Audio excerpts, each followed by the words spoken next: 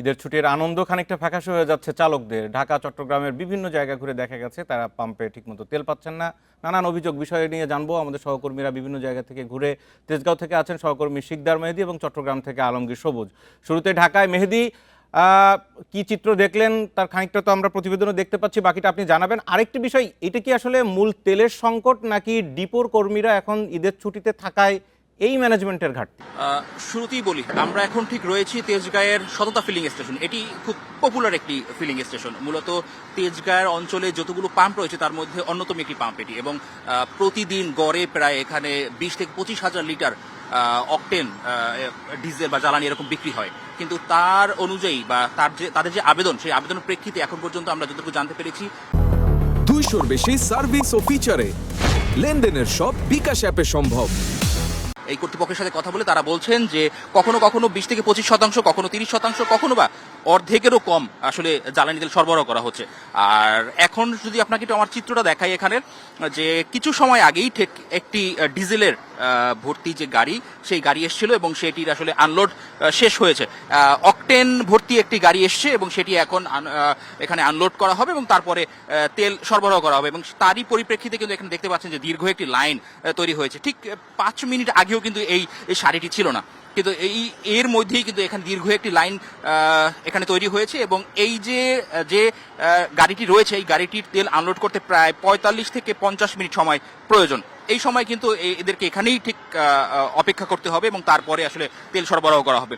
আর আপনি যে আরেকটি কথা বলেছিলেন যে আসলে সংকটটি মূলত তেলের না, সংকটটি হচ্ছে সরবরাহের। অর্থাৎ যেহেতু ঈদের দিন এবং ঈদের পরের দিন ডিপোগুলো বন্ধ ছিল, কোনো ধরনের কোনো তেল সরবরাহ করা হয়নি, কিন্তু চাহিদার যে জায়গাটা, সেই জায়গাটা কিন্তু মোটামুটি ভালোই ছিল, যে কারণে তাদের যতক্ষণ পর্যন্ত পাম্পে তেল ছিল তারা সেই তেলগুলো সরবরাহ করেছেন এবং সীমিত সময়ের মধ্যেই এই তেলগুলো শেষ হয়ে যায়, যে কারণে আসলে পাম্প কর্তৃপক্ষ এই তেলগুলো সরবরাহ করতে পারেনি। কিন্তু আজকে থেকে, অর্থাৎ সকাল থেকে কিন্তু তারা আসলে যে ডিপো আছে সেই ডিপোতে যে চালান কেটে তাদের একটি চালান জমা দেওয়ার প্রয়োজন থাকে এবং তারপরে সেই অনুযায়ী কি পরিমাণ তেল সবসময় তারা নিয়ে থাকেন সেই গড় অনুযায়ী আসলে তাদেরকে তেল দেওয়া হচ্ছে। এবং একে একে তেল বিভিন্ন পাম্পে যাচ্ছে। আমরা আরও বেশ কয়েকটি পাম্প ঘুরেছি, সেখানেও ঠিক একই চিত্র। তবে আশা করা যায় যে 4:30 থেকে 5টা নাগাদ মোটামুটি রাজধানীর বেশ কিছু পাম্পেই তাদের যে তেলের গাড়ি আছে সেই গাড়িগুলো আসবে এবং আনলোড সম্পূর্ণ হওয়ার পরে সরবরাহ শুরু হবে। তখনকার হয়তোবা যে চিত্র থাকবে সেটি আমরা দেখাতে পারবো, কিন্তু এখনকার পর্যন্ত এই অবস্থা বিরাজ করছে। এবং পাম্প কর্তৃপক্ষের কিন্তু একটি অভিযোগ রয়েই গিয়েছে যে আসলে তেলের মজুদ বরাবর সম্পন্ন বা ভালো থাকা সত্ত্বেও কিন্তু দেখা যাচ্ছে যে তারা যে পরিমাণ চাহিদা তাদের সবসময় থাকে তার থেকেও অনেক। ঈদের সময় তো এমনিতেই খুব একটা গাড়ি ঘোড়া নেই, বেশিরভাগ মানুষ গ্রামে গেছেন, গাড়ির সংখ্যা খুবই কম, রাস্তা ফাঁকা, তাতে এই অবস্থা। এবং তারা এর পরেও যদি কোনো একটি যে গাড়ি থাকবে, তারা বলছেন যে আমরা একটি গাড়ি এনেছি, আরও একটি গাড়ির জন্য আমরা পাঠিয়েছি, সেই গাড়ি যদি আসে তখন রাতভর আসলে তেল দেওয়া সম্ভব হবে। তো এই ছিল আসলে আমার কাছে তেজগাঁ থেকে পাম্পের তেলের চিত্র। মেয়েদে আপনি থাকুন, আমরা এবার সরাসরি চট্টগ্রামে, ঠিক যেখান থেকে বাংলাদেশের বিভিন্ন রুটে তেল পরিবহন করা হয়, যেখান থেকে রিফাইনারি থেকে তেল দেওয়া হয়, বিদেশি জাহাজগুলো আসে, মূল সংকটে আমরা হাত দিতে চাই। সেখান থেকে এই মুহূর্তে আমাদের সাথে রয়েছেন সহকর্মী আলমগীর সবুজ। আলমগীর সবুজ, আপনি জানাবেন আসলে সংকটটা কোথায়, ম্যানেজমেন্টে নাকি আসলেই তেলের? আমরা আসলে যেটা দৃশ্যমান দেখছি এখানে, যে পেট্রোল পাম্পগুলো আছে যেখান থেকে সাধারণত গাড়ি তেল ভর্তি করে, সেখানেই সংকটটা আমরা দেখছি।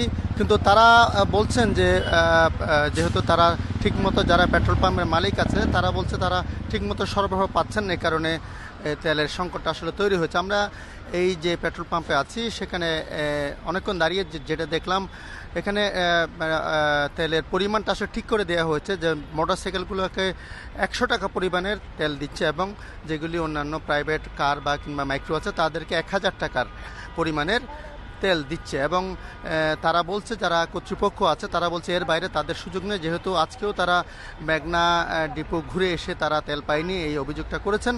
এই কারণে তারা তাদের তেলের সংকট আছে বলে তারা তেল দেয়া সরবরাহের তারা কমিয়ে দিয়েছে বলে তারা দাবি করছেন। অন্যদিকে আমরা দেখেছি এখানে যারা বাইক চালক কিংবা গাড়ির চালক আছে তারা বলছেন যে তাদেরকে ঠিকমতো তাদের চাহিদা মতো তেল দিচ্ছেন। এবং একটু আগে আমি দেখলাম কয়েকজনের সাথে এখানে ঝগড়া হয়েছে, বিশেষ করে যারা পাটাও কিংবা উবার চালায় এই ধরনের চালকদের মোটরসাইকেল আরোহী যারা আছেন তারা বলছেন তাদেরকে সাধারণত 600 টাকার করে দেওয়া হয়, কিন্তু আজকে এখানে 300 টাকা করে দিচ্ছে।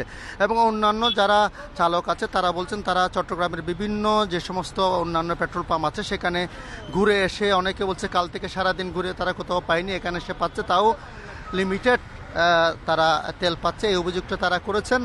এবং যথারীতি আসলে যারা এখানকার কর্তৃপক্ষ আছে তারা বলছেন তাদের হাতে করার কিছু নেই, এই কারণে তারা এই পরিমাণ করে দিচ্ছে। এবং বলে রাখা ভালো, যেহেতু ঈদের দিন এখানে অনেক পেট্রোল পাম্প বন্ধ আছে এবং আজকেও আমরা চট্টগ্রামের বিভিন্ন এলাকায় ঘুরে দেখেছি, অনেক পাম্প আসলে বন্ধ দেখেছি এবং কিছু পাম্পে খোলা থাকলেও তেল ঠিকমতো দিচ্ছেন। এবং এই যে আমরা যে পাম্পটাতে আছি এখন, এটাতে মোটামুটি দিলেও তার ঈদের দিনে দিয়েছে, তারা কিন্তু এখানে তাদের পরিমাণটা কমিয়ে দিয়েছে বলে তারা কমিয়ে দিয়েছে। এবং যারা গাড়ির চালক কিংবা মোটরসাইকেল এবং প্রাইভেট গাড়ির যারা চালক আছে তারা দাবি করছেন, আশা করছেন, সরকারের কাছে অনুরোধ জানিয়েছেন যাতে তাদের যেন পর্যাপ্ত পরিমাণ তেল সরবরাহ করা হয়।